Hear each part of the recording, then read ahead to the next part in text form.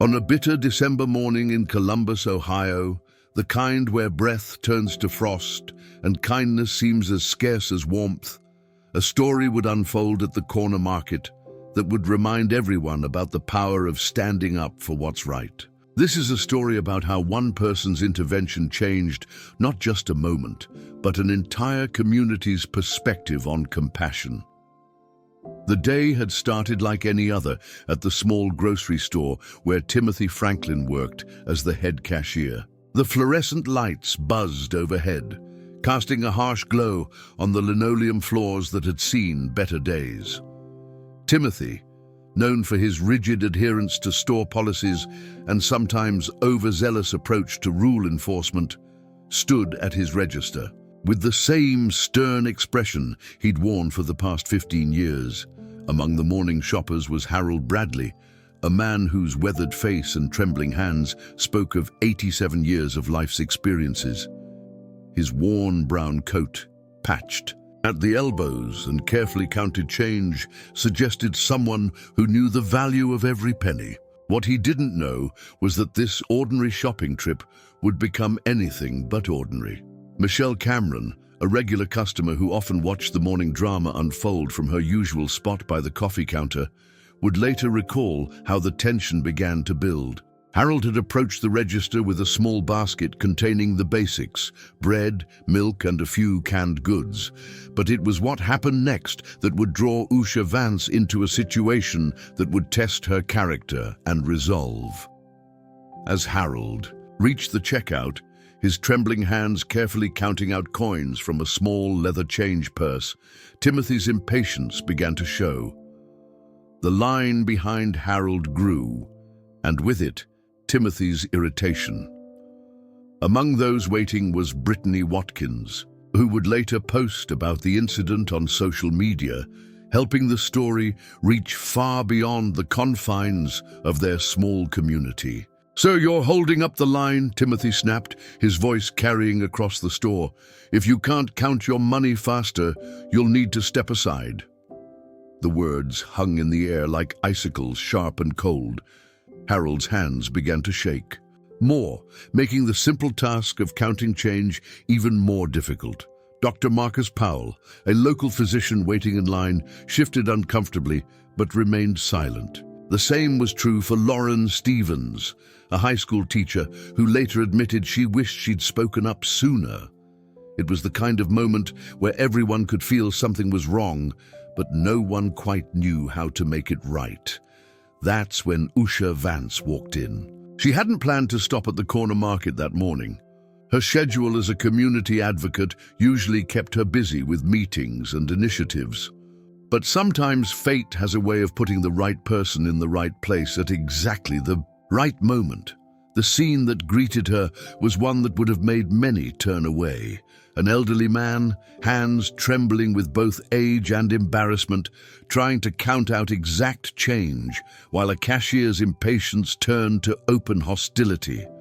But Usha Vance wasn't most people. "I've already told you once," Timothy was saying, his voice rising. "If you can't pay quickly, you'll need to leave. There are other customers waiting." Harold's shoulders hunched forward, his dignity crumbling with each harsh word. Kristen Walter, a young mother with her children in tow, had started recording the incident on her phone, not to shame, but because something in her gut told her this moment mattered. She would later say it was like watching a match being struck in a dark room. You knew something was about to illuminate the space. Usha stepped forward, her presence somehow both gentle and commanding. Those who witnessed it would later struggle to explain exactly how she managed to transform the atmosphere of the store with just a few steps and a calm voice. But transform it, she did. The next few moments would become the talk of the community for weeks to come. But it wasn't just what Usha did that made the story spread. It was how she did it. There was no shouting, no dramatic confrontation. Instead, what followed was a masterclass in dignity, respect, and the quiet power of standing up for what's right. Stephanie Norman, who had been restocking shelves nearby, would later describe it as watching someone turn winter into spring with just a few words. But the real story was just beginning, and what happened next would change not just Harold's morning, but the entire community's understanding of compassion and dignity. The air in the store seemed to crackle with tension as Usha approached the checkout line. Behind her, Megan Ayala held her breath, instinctively knowing she was about to witness something extraordinary. The morning light streaming through the store's windows caught the silver in Harold's hair, creating a halo effect that seemed to underscore the injustice of his treatment. But before Usha could speak, Timothy made his final mistake. "Sir, I'm going to have to ask you to leave," he declared, reaching to take Harold's groceries off the counter. "You're holding up paying customers." The words echoed through the store, bouncing off the frozen food cases and creating ripples of discomfort among the witnesses. What happened next would be recounted countless times in the days and weeks to follow, as the story spread from person to person, each telling, adding another layer to the legend of how one woman's intervention changed everything. But for now, the scene was frozen in that moment of confrontation, with Usha Vance standing at the crossroads of indifference and compassion, about to make a choice that would restore faith in humanity for everyone present. The morning sun continued to stream through the windows, casting long shadows across the floor, as if nature itself was setting the stage for what was about to unfold. In the silence that followed Timothy's harsh words, the hum of the fluorescent lights seemed to grow louder, marking the seconds before Usha Vance would transform a moment of cruelty into an unforgettable lesson in human dignity. What happened next would be described differently by each witness, but all would agree on one thing. Usha Vance's response transformed more than just that moment. It transformed their understanding of what one person's compassion could achieve. "Excuse me," Usha's voice cut through the tension, clear and composed as a mountain stream. "I believe there's been a misunderstanding here." She moved forward with the kind of quiet confidence that made everyone, including Timothy Franklin, pause and take notice. Rachel Cook, a local artist who had been sketching the morning scene in her notebook, would later say that Usha seemed to gather the light around her as she approached the counter.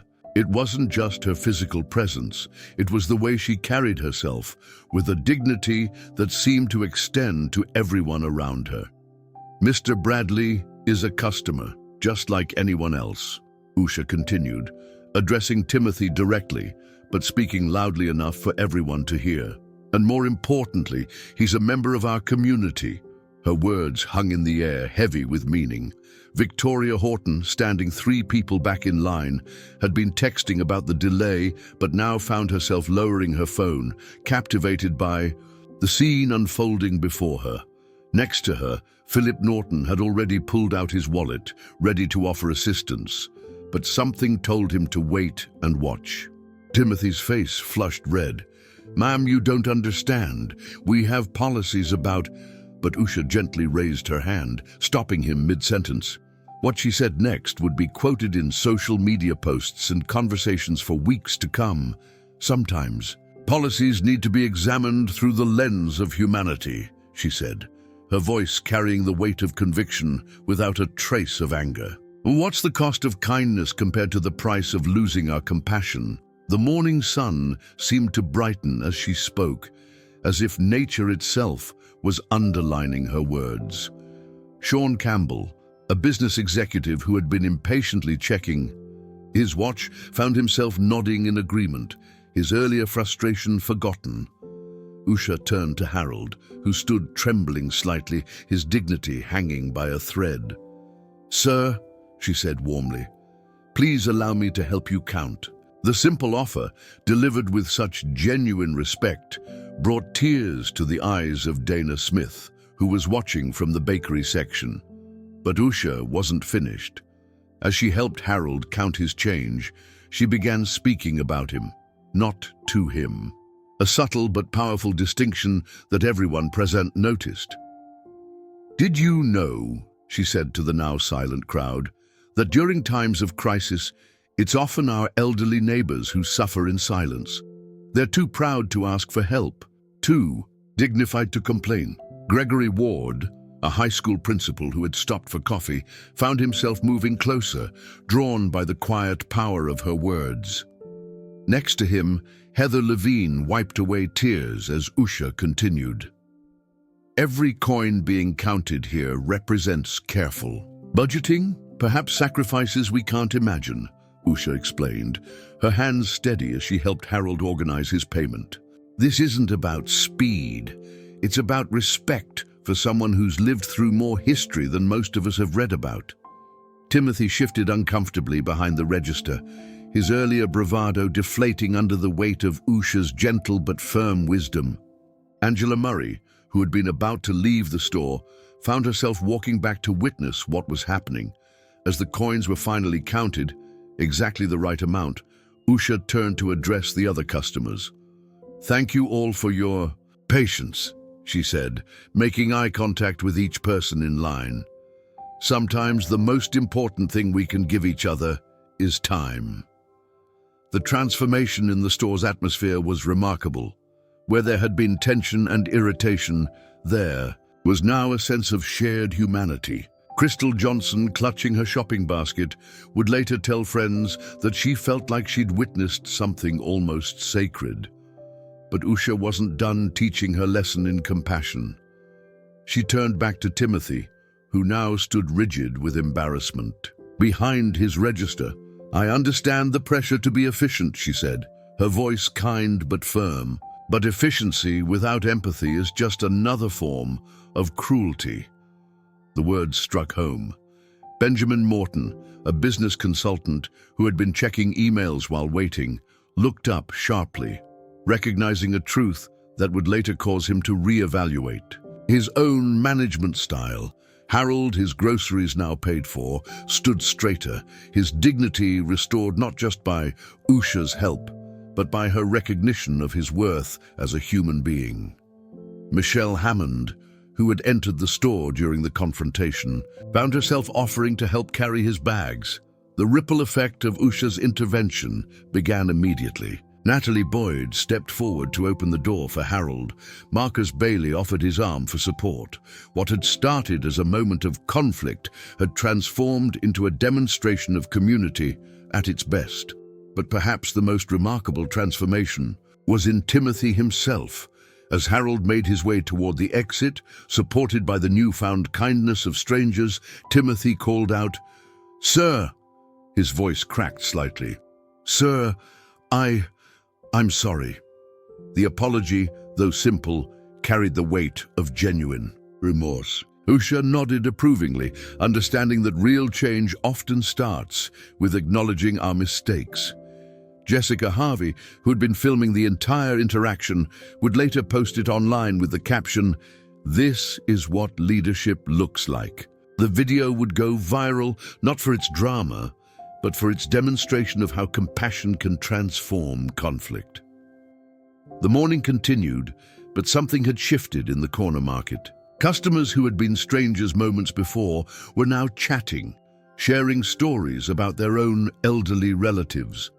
Amanda Prince offered to start a community fund for seniors who might need help with groceries.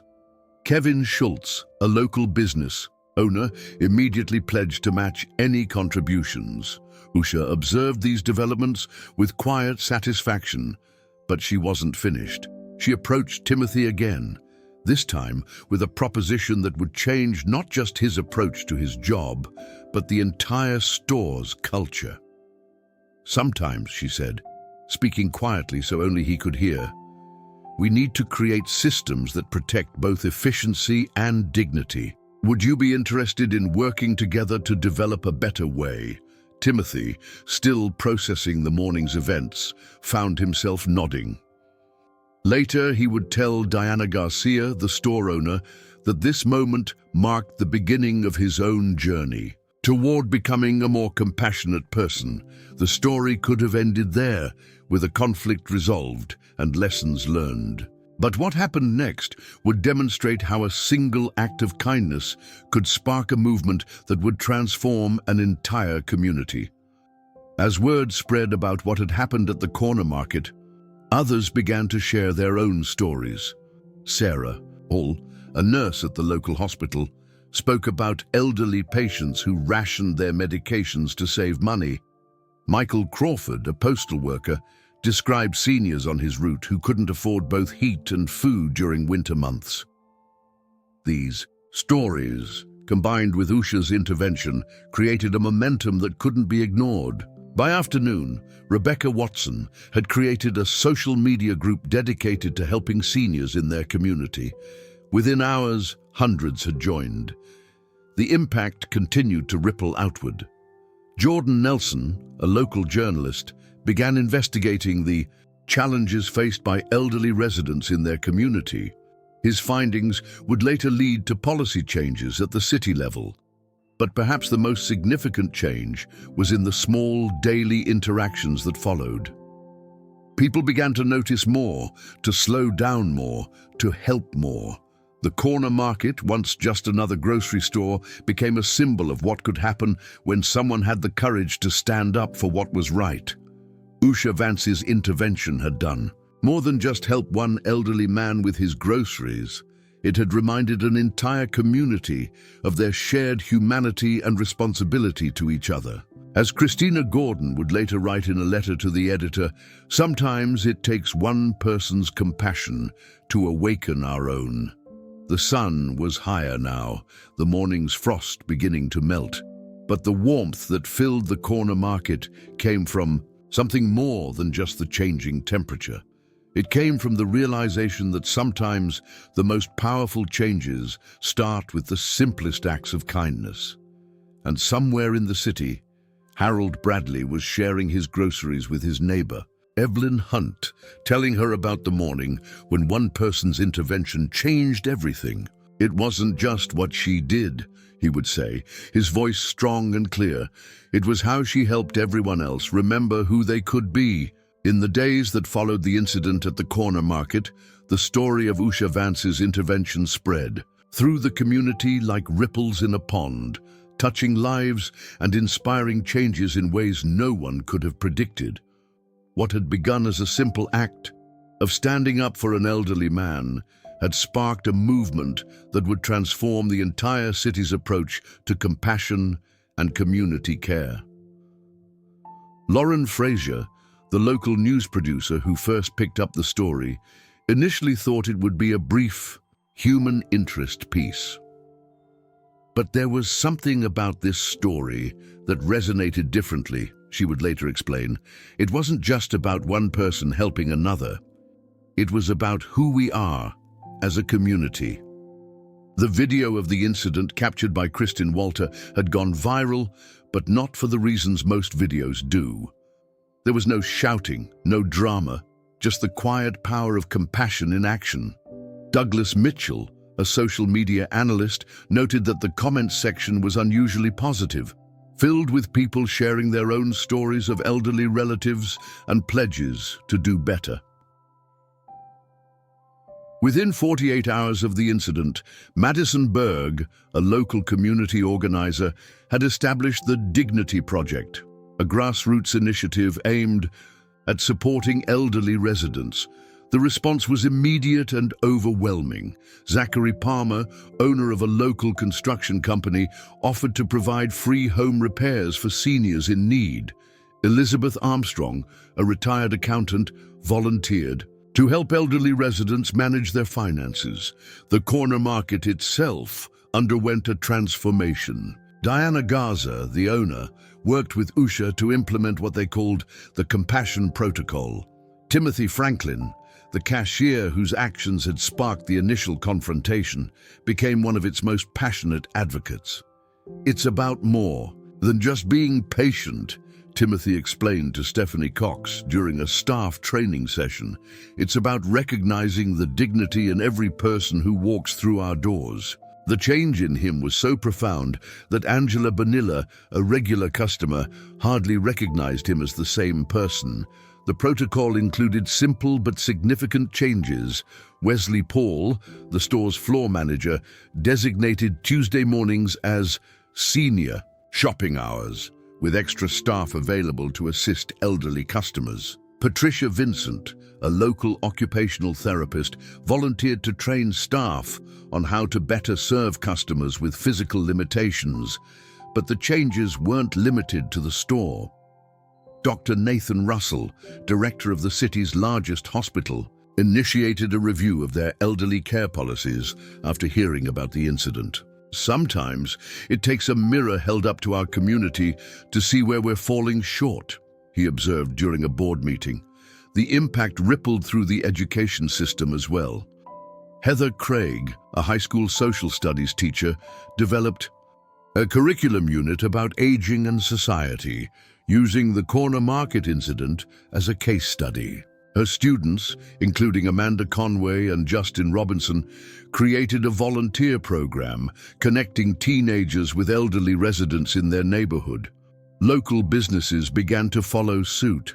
Robert Manning, owner of several restaurants in the area, implemented a community table program where seniors could enjoy a meal and company at a reduced cost. Shannon Morris, a pharmacist, started offering home delivery services specifically for elderly customers.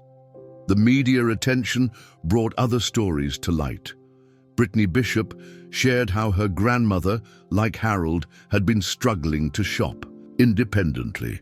Mark Hudson spoke about his elderly father's isolation. These stories, once hidden behind closed doors, were now part of a larger conversation about community responsibility. Usha's impact extended beyond direct services. Catherine Stewart, a city council member, proposed legislation requiring businesses to provide accommodations for elderly customers. The Dignity in Service Act, as it came to be known, received overwhelming support from both citizens and business owners. Even the younger generation got involved. Chelsea Palmer, a college student, developed an app connecting elderly residents with volunteer helpers. Brandon Wells and Sarah Phillips joined her team, and within months, the app had thousands of users in the community. The corner market incident had exposed a hidden need in the community, but it was the response to that need that proved transformational. Michelle Day, a sociologist studying community movements, observed that it wasn't just about helping the elderly, it was about rediscovering the power of connection and compassion. Harold Bradley, the elderly man whose dignity Usha had defended, became an unexpected advocate for change. With support from Alison Fuller and Tracy Anderson, he started speaking at community events, sharing his experiences and perspectives on aging in their city. The impact on local businesses continued to grow. Sandra Torres, who owned a small grocery store across town, implemented her own version of the Compassion Protocol. Ryan Fletcher, a bank manager, created a special service desk specifically for elderly customers, staffed by people trained in patience and respect. The ripple effect touched unexpected places. Rebecca Edwards, a fitness instructor, developed a gentle exercise class for seniors, held in the community center. Thomas Graham, a tech entrepreneur, created a simplified online shopping platform specifically for elderly users. The story caught national attention when Jennifer Baldwin, a documentary filmmaker, decided to feature it in her series about community transformation. "What struck me," she said, "was how one person's stand for dignity created a blueprint for positive change." Local religious leaders like Reverend Michael Newman and Rabbi David Parker began incorporating messages about elderly care and community responsibility into their sermons. The Interfaith Council, led by Laura Pierce, organized a community-wide discussion about aging and dignity. The business community continued to evolve. Marcus Bailey's construction company started specializing in home modifications for elderly residents. Christine Love's interior design firm began offering services specifically focused on making homes more accessible for aging residents. Even the city's infrastructure began to change. Urban planner Samuel Wilson worked with the council to improve sidewalk conditions and increase the number of benches and rest areas throughout the city. Transit supervisor Kelly Drake implemented new training for bus drivers on assisting elderly passengers. The corner market itself became a model for other businesses. Timothy Franklin, once the face of impatience, now conducted workshops on compassionate customer service. "It's about seeing the person behind the transaction," he would say, his transformation a testimony to the power of change. The story's impact continued to grow through social media. Tanya Watson's blog post about the incident went viral, attracting attention from national news outlets. But it was the local changes that meant the most, the small daily acts of kindness that began to characterize the community. Local artists got involved as well. Crystal Hudson created a mural celebrating the community's elderly residents, while Matthew Carey composed a song about dignity and respect that local schools adopted for their character education programs. The incident had exposed not just a problem, but an opportunity. As Derek Scott, a community development officer, noted, "We discovered that caring for our elderly residents actually strengthens our entire community." The transformation wasn't just in services and programs. It was in attitudes and awareness. People began to notice more, to slow down more, to connect more. The community's elderly residents, once invisible to many, became valued and respected members of daily life. Usha Vance's intervention had created more than just a moment of justice. It had sparked a movement of compassion that continued to grow. As Rebecca Shannon, a social worker, observed, "Sometimes it takes one person showing us the way to remind us of who we can be as a community." The story of the corner market incident became part of the city's narrative, a reminder of how a single act of compassion could transform an entire community. But more importantly, it became a blueprint for how communities could better serve and respect their elderly members. As the sun set on another day in the transformed city, the corner market stood as a symbol of what was possible when people chose dignity over efficiency, compassion over convenience. And somewhere in the city, Usha Vance was already working on her next project, knowing that the ripples of change would continue to spread, touching more lives and inspiring more transformations in ways yet to be discovered.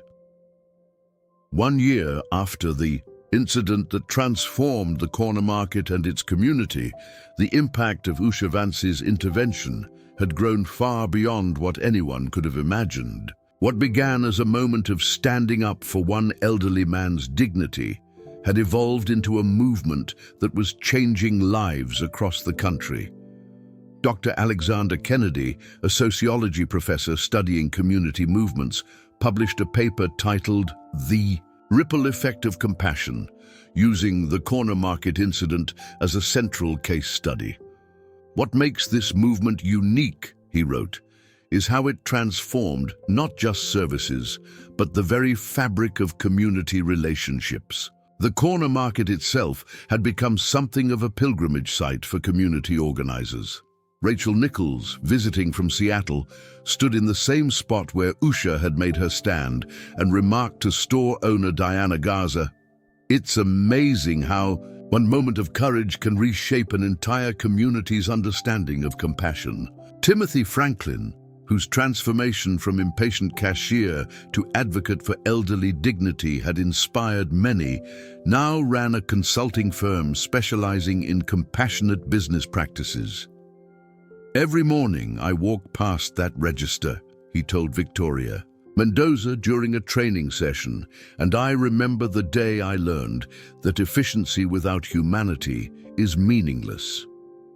The Dignity Project, started by Madison Berg in the immediate aftermath of the incident, had expanded to 30 cities across the country. Samantha Fisher, coordinating the national expansion, reported that over 100,000 elderly residents had received support through their programs in the past year. Local businesses continued to evolve their practices. Christopher Navarro, owner of a pharmacy chain, had implemented what he called dignity hours, dedicated times when elderly customers could shop with additional assistance and no time pressure. The practice was so successful that Mitchell Connor, a retail industry analyst, predicted it would become standard practice nationwide within 5 years. The impact on healthcare was particularly significant. Dr. Sarah Martinez led a revolutionary change in her hospital's geriatric care protocols, inspired by the lessons learned from the corner market incident.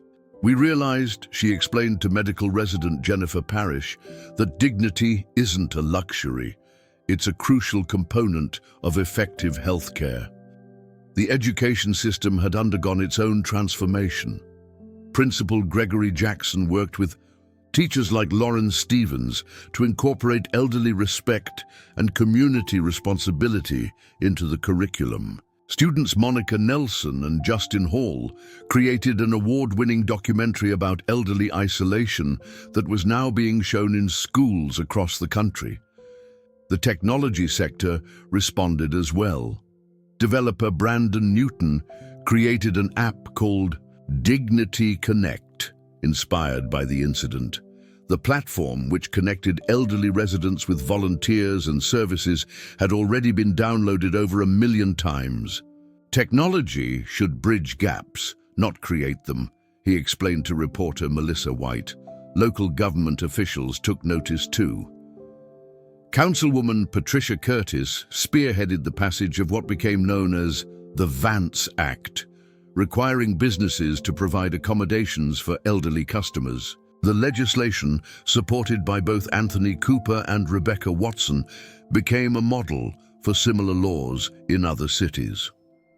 Harold Bradley, whose encounter with Timothy had sparked it all, now led a senior advocacy group with support from volunteers. Like Stephanie Norman and Michael Crawford, what Usha did that day, he told a group of community leaders, wasn't just stand up for me, she stood up for the dignity of every person who's ever felt invisible. The media landscape had shifted as well.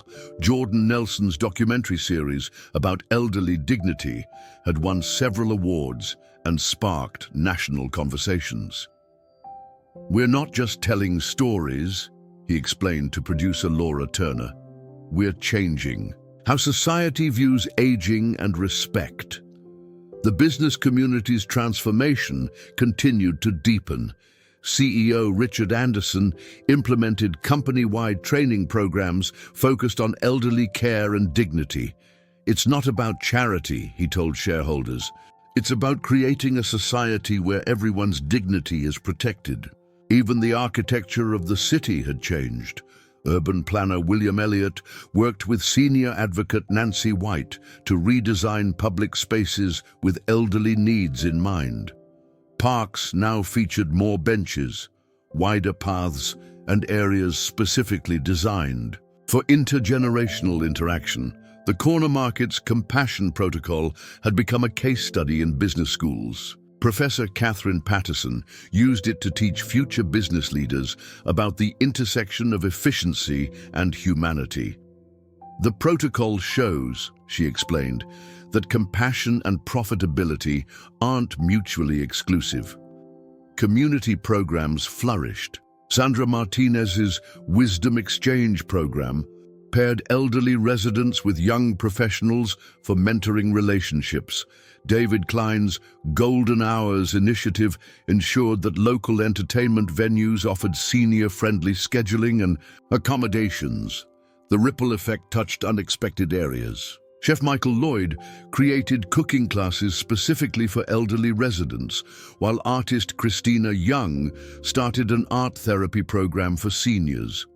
These programs, supported by volunteers like Thomas Graham and Angela Murray, helped combat isolation and depression among elderly residents.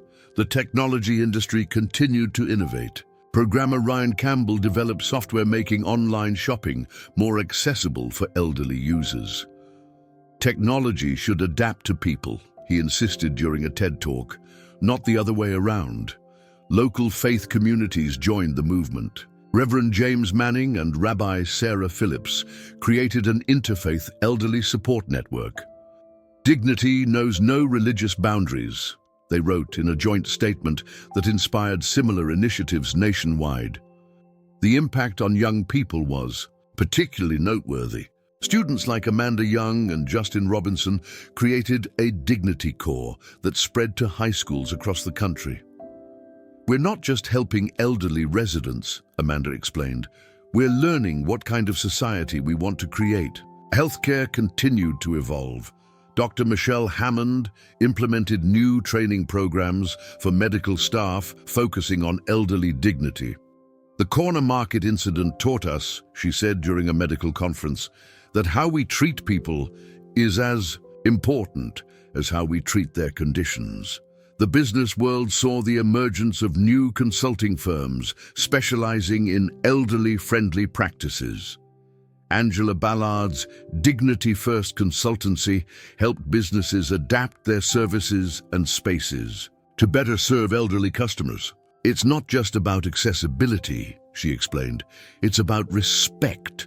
Transportation services underwent significant changes.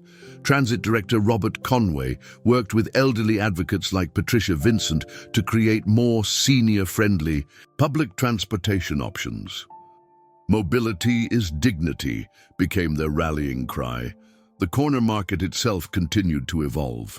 Under Diana Garza's leadership, it became a community hub where elderly residents could find not just groceries, but companionship and respect.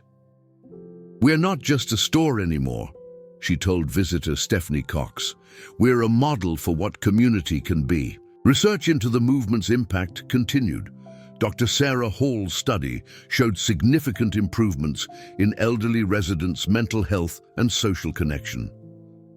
"The data confirms," she reported, "that dignity and respect have measurable positive effects on well-being." The movement's influence spread to unexpected places. Film director Christopher Martin created a series of public service announcements featuring elderly residents sharing their stories. "These aren't just commercials," he explained to producer Lisa Young. "They're reminders of our shared humanity." As the movement entered its second year, the changes it inspired showed no signs of slowing. New programs and initiatives continued to emerge, each building on the foundation laid by that morning at the corner market, when Usha Vance decided to stand up for dignity. The legacy of that moment continued to grow, touching more lives and inspiring more change.